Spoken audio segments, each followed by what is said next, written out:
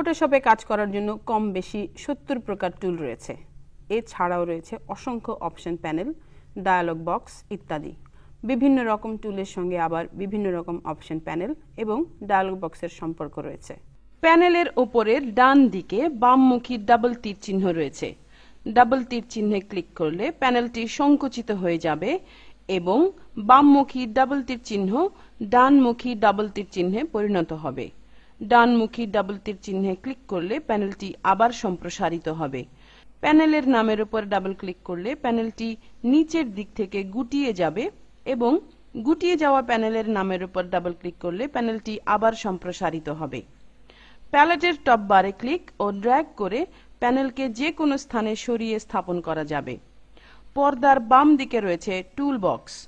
এতে বিভিন্ন প্রকার কাজের জন্য ভিন্ন ভিন্ন টুল রয়েছে। কাজের জন্য যে টুলের উপর যখন ক্লিক করা হয় তখন সেই টুলটি সক্রিয় হয়।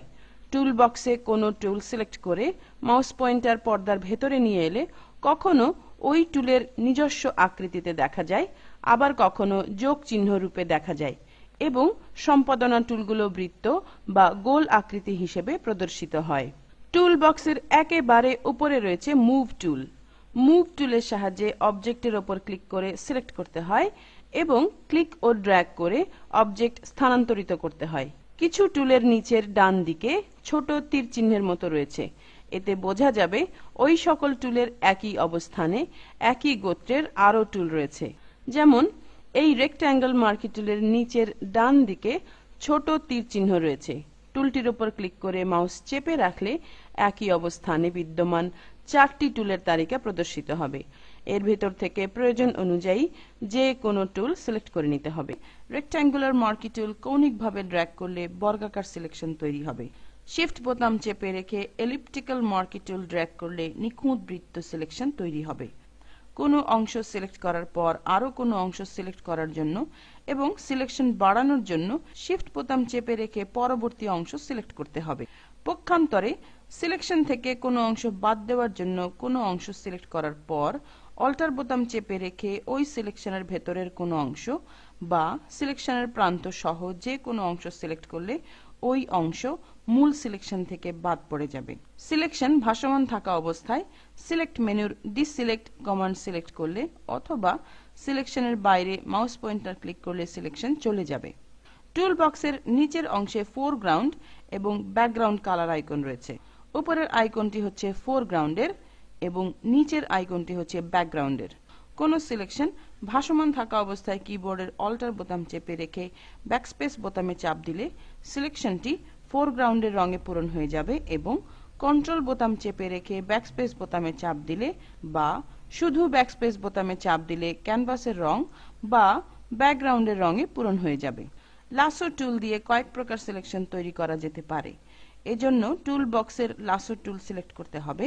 মুক্ত সিলেকশন তৈরি করার জন্য ক্যানভাসে ক্লিক ও ড্র্যাগ করে অবৃত্তাকার এবং আঁকা বাঁকা সীমানা বা প্রান্ত বিশিষ্ট সিলেকশন তৈরির কাজ করতে হবে। ড্র্যাগ করা অবস্থায় মাউসের উপর থেকে আঙুলের চাপ ছেড়ে দিলে ওই অবস্থান থেকে শুরুর ক্লিকের বিন্দুর সঙ্গে রেখা তৈরি হয়ে বদ্ধ সিলেকশন তৈরি হবে। বহুকোণ বিশিষ্ট সিলেকশন তৈরি করার জন্য পলিগোনাল লাসো টুল সিলেক্ট করতে হবে। পর্দায় বা ক্যানভাসে প্রথম ক্লিক করার পর পরবর্তী অবস্থানে ক্লিক করলে এই দুই অংশের মধ্যে সরল সিলেকশন তৈরি হবে। এভাবে বিভিন্ন দূরত্বে ক্লিক করে করে একাধিক বা অসংখ্য কোণ বিশিষ্ট সিলেকশন তৈরি করা যাবে। বিভিন্ন কোণ বিশিষ্ট সিলেকশন তৈরি করতে করতে প্রথম ক্লিক করা অবস্থানের উপর পয়েন্টার স্থাপন করলে টুলের ডান দিকে নিচের অংশে একটি লুপ দেখা যাবে। এই অবস্থায় ক্লিক করলে বদ্ধ সিলেকশন তৈরি হবে। বদ্ধ সিলেকশন তৈরির আগে রেখার কোনো অংশ মুছে ফেলার জন্য কিবোর্ডের ডিলিট বোতামে চাপ দিতে হবে। প্রতিবার ডিলিট বোতামে চাপ দেওয়ার সঙ্গে সঙ্গে একটি করে সেগমেন্ট মুছে যাবে। ম্যাগনেটিক লাসো টুল দিয়ে আঁকা বাঁকা সিলেকশনের কাজ করা যায়। প্রথম ক্লিক করার পর মাউস পয়েন্টারে চাপ না রেখেই টুলটি টেনে নিয়ে যেতে হয়। টেনে নিয়ে যাওয়ার সময় ছোট চতুষ্কোণ বিশিষ্ট ফ্যাসেনিং পয়েন্ট বসে যেতে থাকবে। প্রথম ক্লিক করা বিন্দুর উপর টুলটি স্থাপন করলে টুলের নিচে একটি লুপ দেখা যাবে। এই অবস্থায় ক্লিক করলে বদ্ধ সিলেকশন তৈরি হবে। ম্যাগনেটিক লাসো টুলের সাহায্যে মূলত ছবির প্রান্ত সিলেকশনের জন্য ব্যবহার করা হয়। এই টুলের সাহায্যে আঁকা বাঁকা প্রান্ত বিশিষ্ট অবজেক্ট সিলেক্ট করার কাজ সহজতর হয়, কারণ এই টুলের সাহায্যে অবজেক্টের প্রান্তভাগ দিয়ে সিলেক্ট করে যাওয়ার সময় অবজেক্টের প্রান্তভাগ সিলেকশন রেখাকে চুম্বকের মতো টেনে নেয়। সাধারণ লাসো টুল দিয়ে সিলেক্ট করার সময় মাউসের সাহায্যে সিলেকশন রেখাকে অবজেক্টের প্রান্ত ঘেঁষে রাখা বেশ কষ্টকর হয়। ম্যাগনেটিক লাসো টুলের সাহায্যে সিলেকশনের বেলায় এই অসুবিধা হয় না। ছবি বা অবজেক্টের প্রান্ত কোনো স্থানে আকর্ষণ না করলে একবার ক্লিক করতে হয়। এতে ওই স্থানে একটি ফ্যাসেনিং পয়েন্ট যুক্ত হবে। এভাবে যতবার প্রয়োজন ফ্যাসেনিং পয়েন্ট যুক্ত করা যাবে। ফিদার প্রয়োগ করে অবজেক্টের প্রান্ত নমনীয় করা হয়। ফিদারের পরিমাণ অবজেক্টের প্রান্ত থেকে ভেতর ও বাইরের দিকে সমানভাবে বিস্তৃত হয়। ফিদার ঘরে 10 টাইপ করলে প্রান্তের নমনীয়তা হবে 20। অপশন বারে ফিদার ঘরে 0 থেকে 250 পর্যন্ত বিভিন্ন পরিমাণ সূচক সংখ্যা টাইপ করে অবজেক্টের প্রান্ত নমনীয় করা যায়। যেমন ফিদার ঘরে 10 টাইপ করার পর কিবোর্ডের এন্টার বোতামে চাপ দেওয়া হলো। এলিপ্টিক্যাল মার্কি টুল সিলেক্ট করা হলো। ক্যানভাসের উপর কৌণিকভাবে ড্র্যাগ করে ডিম্বাকার সিলেকশন তৈরি করা হলো। কিবোর্ডের অল্টার বোতাম চেপে রেখে ব্যাকস্পেস বোতামে চাপ দেওয়া হলো। সিলেকশনটি ফোরগ্রাউন্ডের রঙে পূরণ হয়ে গেল। ফিদার ব্যবহার করায় অবজেক্টের প্রান্তভাগ নমনীয় হয়ে গেল।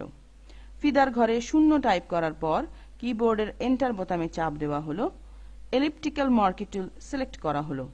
ক্যানভাসের উপর কৌণিকভাবে ড্র্যাগ করে ডিম্বাকার সিলেকশন তৈরি করা হলো। কিবোর্ডের অল্টার বোতাম চেপে রেখে ব্যাকস্পেস বোতামে চাপ দেওয়া হলো। সিলেকশনটি ফোরগ্রাউন্ডের রঙে পূরণ হয়ে গেল। ফিদার ব্যবহার না করায় অবজেক্টের প্রান্তভাগ শানিত রয়ে গেল। ফিদার ঘরে 10 টাইপ করার পর কিবোর্ডের এন্টার বোতামে চাপ দেওয়া হলো। এলিপ্টিক্যাল মার্কি টুল দিয়ে এই ছবিটির অংশবিশেষ সিলেক্ট করা হলো। এডিট মেনু থেকে কপি কমান্ড দিয়ে সিলেক্ট করা অংশ কপি করা হলো। ছবিটি সিলেক্ট করার পর ব্যাকস্পেস বোতামে চাপ দিয়ে ছবিটি ফেলে দেওয়া হলো। এডিট মেনু থেকে পেস্ট কমান্ড দিয়ে কপি করা ছবি পেস্ট করা হলো। দেখা যাচ্ছে ছবিটি ফিদার বিশিষ্ট হয়ে গেছে। ওপাসিটি কম বেশি করে রঙের গাঢ়ত্বের পরিমাণ নির্ধারণ করা হয়। এডিট মেনুর ফিল কমান্ড দিলে পর্দায় সংশ্লিষ্ট ডায়ালগ বক্স পাওয়া যায়। শিফট বোতাম চেপে ব্যাকস্পেস বোতামে চাপ দিলেও ফিল ডায়ালগ বক্স পাওয়া যায়। ফিল ডায়ালগ বক্সের কন্টেন্টস অংশের ইউজ ঘরে ফোরগ্রাউন্ড কালার সিলেক্টেড থাকে। প্রয়োজন হলে ড্রপ ডাউন তালিকা থেকে পরিবর্তন করে নেওয়া যায়। ডায়ালগ বক্সের ওপাসিটি ঘরে রঙের গাঢ়ত্ব নির্ধারণী সংখ্যা টাইপ করতে হয়। রঙের পূর্ণ গাঢ়ত্ব হচ্ছে 100 ভাগ। শতকরা হার যত কম হবে রং ততই হালকা হবে। ওপাসিটি ঘরে 50 টাইপ করে ওকে বোতামে ক্লিক করলে সিলেকশনটি ফোরগ্রাউন্ড রঙের 50 ভাগ গাঢ়তায় পূরণ হবে। সিলেকশনের অপশন প্যালেটেও ওপাসিটি আছে। এই প্যালেটের ওপাসিটি কম বেশি করেও পূরণ করা রঙের গাঢ়তা কম বেশি করা যায়।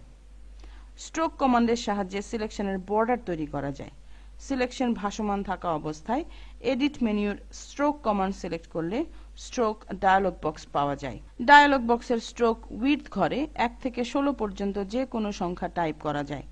এই সংখ্যা অনুযায়ী বর্ডারের প্রশস্ততা নির্ধারিত হয়। বর্ডারটি সিলেকশনের বাইরের দিকে, ভেতরের দিকে বা মাঝামাঝি স্থানে তৈরির জন্য ডায়ালগ বক্সের লোকেশন অংশে ইনসাইড, সেন্টার বা আউটসাইড সংযুক্ত গোলক বা রেডিও বাটনের মাঝখানে ক্লিক করতে হবে। স্ট্রোক পদ্ধতিতে শুধুমাত্র তুলির রং বা ফোরগ্রাউন্ডের রং দিয়েই বর্ডার তৈরি করা যায়। উইডথ ঘরে 9 টাইপ করা হলো। লোকেশন অংশে ইনসাইড সংযুক্ত গোলক বা রেডিও বাটনের মাঝখানে ক্লিক করে টিপ চিহ্ন যুক্ত করে দেওয়া হলো। ডায়ালগ বক্সের ওকে বোতামে ক্লিক করা হলো। সিলেকশনের ভেতর থেকে স্ট্রোক বা বর্ডার যুক্ত হয়ে গেল। লোকেশন অংশে সেন্টার সংযুক্ত গোলক বা রেডিও বাটনের মাঝখানে ক্লিক করে টিপ চিহ্ন যুক্ত করে দেওয়া হলো। ডায়ালগ বক্সের ওকে বোতামে ক্লিক করা হলো। সিলেকশনকে মাঝখানে রেখে স্ট্রোক বা বর্ডার যুক্ত হয়ে গেল।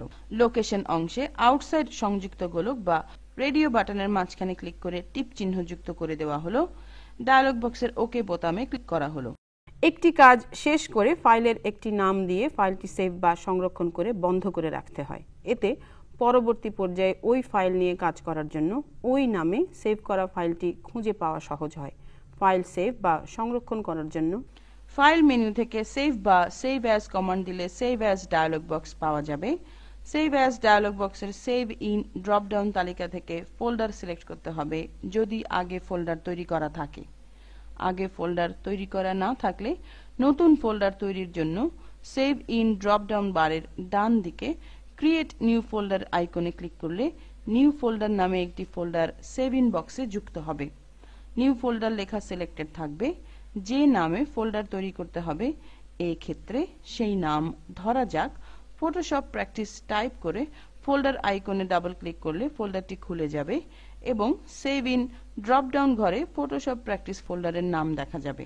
এবার ফাইল নেম ঘরে ফাইলের জন্য একটি নাম টাইপ করতে হবে, ধরা যাক practice1।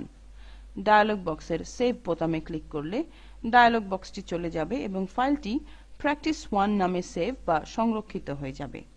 উইন্ডোর টাইটেল বারে এবার ফাইলের নাম হিসেবে practice1 দেখা যাবে।